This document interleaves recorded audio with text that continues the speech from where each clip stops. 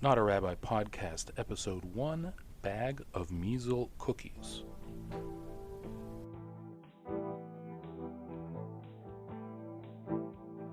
Welcome back to the Not a Rabbi Podcast.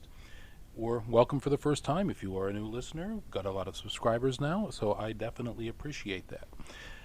What I wanted to talk about today was the question of vaccination, or not to vaccinate. That is the question, and that's been a big debate that has been going on in the Jewish community for quite a while. It's probably not a surprise. Maybe it is a surprise. Who knows? This is something that really transcends Judaism as opposed to being specifically within Judaism, because there are plenty of anti-vaxxers, as they are known, in the non-Jewish population as well as in the Jewish population. But what I wanted to do first is I wanted to play a bit from a podcast that I listen to and very much enjoy, called The Fifth Column, which is a more of a political podcast. And Michael C. Moynihan, who is the person that will be doing most of the speaking, with Eli Lake, I believe, chipping in, and Matt Welch chipping in as well, maybe Camille Foster also. But Michael C. Moynihan will be going ahead and detailing a little bit of a story that happened to him over Passover. And I think that this story that happened to him, and the way that he put it, and he is definitely doing some of this for comedic effect as well. I don't think he's an anti-Semite at all. I was going to say I don't think he's this much of an anti-Semite, but he is not an anti-Semite whatsoever. I think this is something that is for an effect, very important and very instructive to what is going on out there. And so I have tried to edit out any curse words that are used, because that show is generally curse word laden. But just to make sure that anybody that has that are listening to this and they have kids in the car or what have you, I have tried to edit them out. If one slipped by, I do apologize. I don't want to do that. Don't want to have that slip through. Anyhow, so here is the story from Michael C. Moynihan. So I got off the subway and I am juiced and just walking down the street, like windmilling from here to there, pinballing, asking signs and, empty newspaper machines. And this guy, that's called parkour. This guy hops out. I live in a Hasidic neighborhood, by the way. Has been mentioned in the show a number of times. And this guy comes out and he's like, "Excuse me, can you help me?" And I'm like, "Oh God, what's going on here?" And then he looks at me and he says, "Are you Jewish?" And I'm like, "Come on, you don't think that? Is that just a question you have to ask?" And he's like, "Yeah, I got to ask that because you're not Jewish." "No, I'm not Jewish." Because I assume, and Eli can correct me as the only Jew in the room. You can correct me if I'm wrong. We prefer Ashkenazi American. But even if I was not an extremely Orthodox person and I was just like a secular Jew, they wouldn't have asked me. Right. Because what they're doing is it's the Sabbath, right? They would be like, well, if you were like, I'm Passover. Jewish, but I don't really care about halakha. Yeah. Say, well, why aren't you guarding the Sabbath? Precisely. Right. They would bring you in for a different reason. And by Sabbath, tie you to a chair. And by Sabbath, you mean like it's a holy day. Yeah, so well, it was like Sabbath Passover, Friday, also Friday. The holidays. Got it. So the guy's like, come into the apartment, and my drunken, I'm like really, really drunk. But for some reason, I'm treating the Hasidic guy like he's a cop, and I'm like trying to act sober. I'm like, yeah, no, I'm absolutely coming in for you. It's not a problem. So I walk into the apartment, and there's like literally, it looks. You ever seen the traffic in Libya? Like all the cars go at the same time, and there's like no lights. That's what it looked like, but it's strollers, and there's just like 1,000 strollers on top of each other. It looked like people coming out of Kuwait in the first Gulf War. Everything's like on fire and on top of each other. In the man's apartment. Yeah, outside the apartment. Okay. In the huge lobby. So I go in. By the way, very nice apartment. And it's like 1 a.m. Everybody's awake, including the kids, and they're all sitting around the table. And everyone turns around and cranes their neck at me like, "What is this guy doing here?" And they knew what I was doing there. It's the only time A guy like me goes in there, and I got to go start turning lights off and turning things on. Is that right? Yeah. So I went in and they brought you in to be the light turner? I'm the Shabbos goy. Yeah, they can't touch the things. They can't tell. What did you think they were doing? He came out into the street expressly to find someone. Yeah, to he was perform finding this a task. non-Jew to turn things off. I go in. I'm going deep into this. This apartment seemed like I went through like a wardrobe, and it was like a C.S. Lewis book, but Jewish. And I come out on the other side, and there's like a machine on the ground, and the woman's like, "Can you turn the knob in the middle?" And whatever. I'm like, So everyone lived there as Bernie Sanders. Just yeah. What are you doing? Turn the. So I get down. I'm trying to. It's on the floor, and it's a breast pump machine, and I'm turning it on. And I kept on like falling over because it was on the floor. It was like below the bed, like they were hiding it or something. And so I was down there trying to turn. I kept falling over. And then I got up and she was like, "Thank you." And then I came around the corner, done, got all my hitting all the switches. Yeah. And then there's the guy is there with a bag of cookies.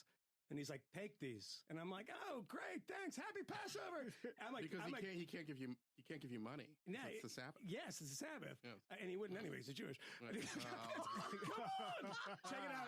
We're gonna take it out. Wow, we're gonna take it out. I love it. We're gonna take it out. Merchant of Venice is my very favorite Shakespeare play. And also he's Orthodox, so he probably doesn't have it. Is that why he couldn't? So, I gotta take that one out. This is an occasion for my favorite Seth Lipsky joke. I'll finish this, okay, and it's a good place to do it because I'm gonna have to cut that. So let me restart because that'll ruin my career. We're gonna make a super cut of all these. Yeah. So he gives me these cookies, and I went out, and I it's like these, I don't know what the hell they're like, a plastic bag, they look all game, like weird, and like all screwed up, like on this weird way. And I get home, and I'm like, I just got a bag of measles cookies. This is literally measles treats.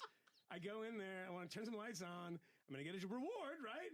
Get some gold or something. And, Shabbos snack. Yeah, I'm going to get something in a settlement somewhere.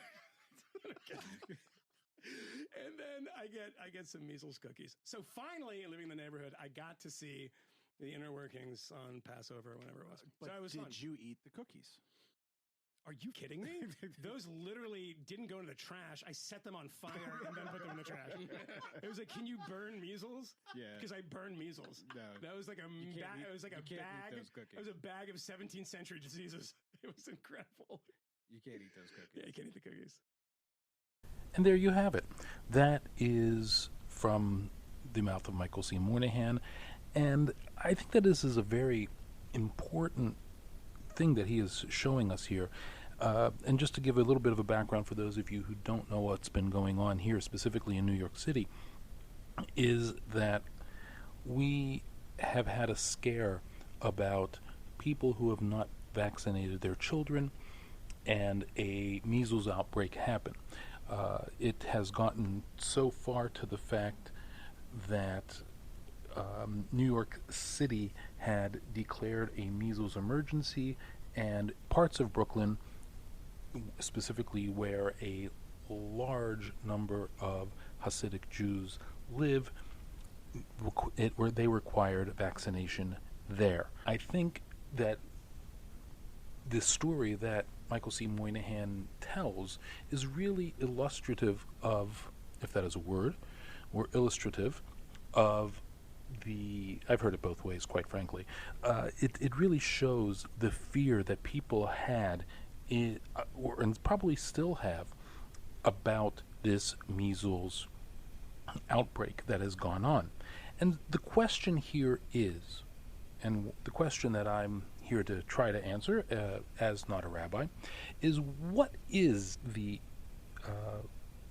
a position, I guess you could say, for lack of a better term, about vaccination. All Jews believe that they should not vaccinate their children. That is, I can say, unequivocally not true. I would say 95%, if not more, believe that children should get vaccinated. Their children should get vaccinated. My daughter got vaccinated. I think almost all of my nieces and nephews from both my wife's side and my side as well have gotten vaccinated. We do have a family member who did not vaccinate their children. One of these children who are now an adult, has gone ahead and gotten themselves vaccinated because the natural vaccination that they got was completely ineffective. So that's where we are with this. And so where does this come from? Well, let's take a look here. And biblically speaking, we have a passage in Deuteronomy chapter 4 verse 15. Unishmartem ma'od lenafshosechem. And in English that translates to, but for your own sake therefore be most careful. And this is translated, and actually not translated, but this is spun out, I guess you could say, many different ways, and to talk about the necessity for people to make sure that they are safe and not in putting themselves in spots of where there is danger.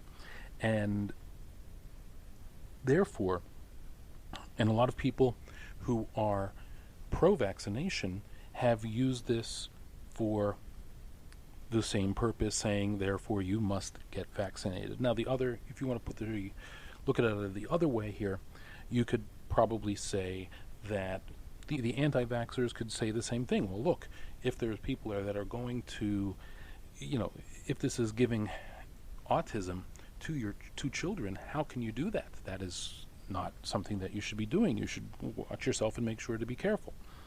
And this is where the argument really lies. Just to get back to the story from Michael C. Moynihan for a second here, this story also has not hit necessarily, but has created a scare, and this has been outlined in the New York Times as well, where, and I have the story posted in the show notes for you, but there is a story here in Rockland County, upstate New York a little bit, and an Orthodox Jew started coughing in a clothing store. Another shopper standing next to the person suddenly dropped the item she had been holding and clutched her child. She was buying something and she just threw it down. She said, let's go, Jews don't have shots. And this, between the story that Moynihan told about the bag of measles cookies, which, by the way, I think you could understand the show title now. It is, and this story here, it is something that is a problem, and you don't want to have such a problem really going ahead and being spread and have everybody think this certain way. It's something that is not something that you want to have. I mean, it doesn't matter what religion, race, creed you are. There are always these types of things that get out about individual groups and then are assumed as a whole, and that is not something that we really should be had, and something that what I'm here to combat to a degree.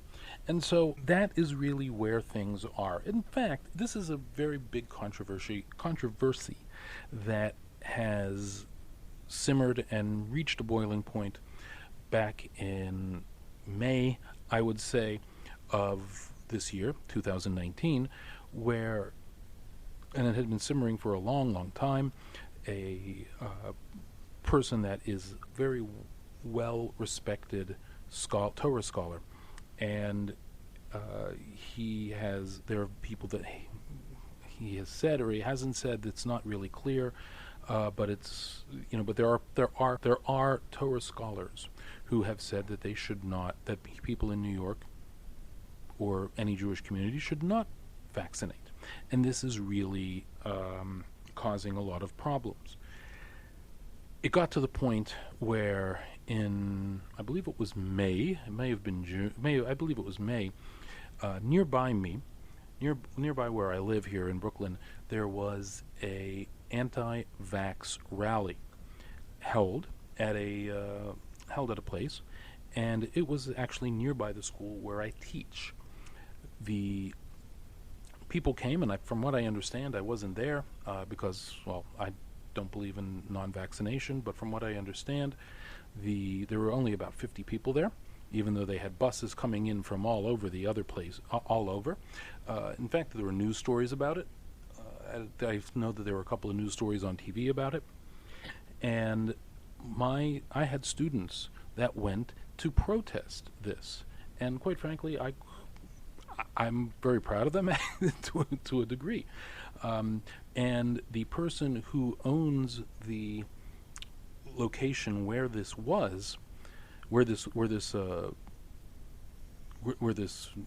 rally, I guess you could say, for lack of a better term, occurred, told the students that this was something that was done under false pretenses, and they didn't give a chance, or they weren't able to cancel the meeting.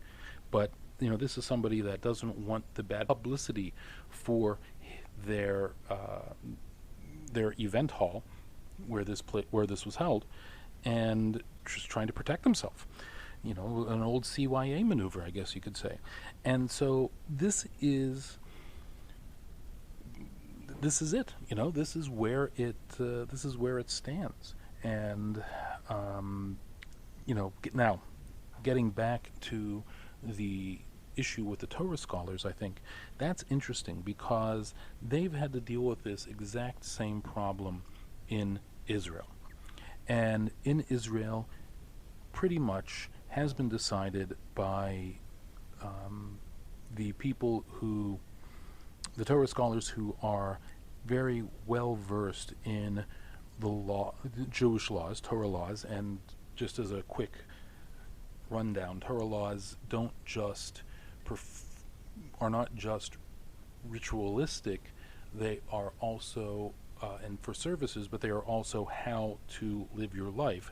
And this is something that they ruled is something that vaccinations should be done. And this rabbi sent a letter to one of the well-known rabbis / Torah scholars here in America, explaining his position.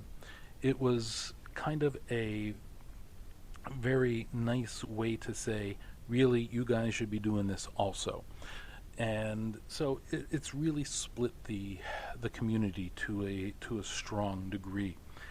But I think that the thing that I really want to get out of this is that the majority of the people, 95% of the people, vaccinate their kids.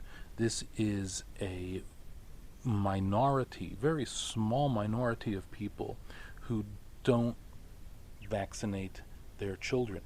And so you don't have to think that all Jews don't vaccinate their children. You don't have to be totally terrified not to take a bag of Passover cookies and burn them. Although, quite frankly, the way that Passover cookies taste, because they are gluten-free, might not have been a bad idea to just burn them anyway, because really they're horrible.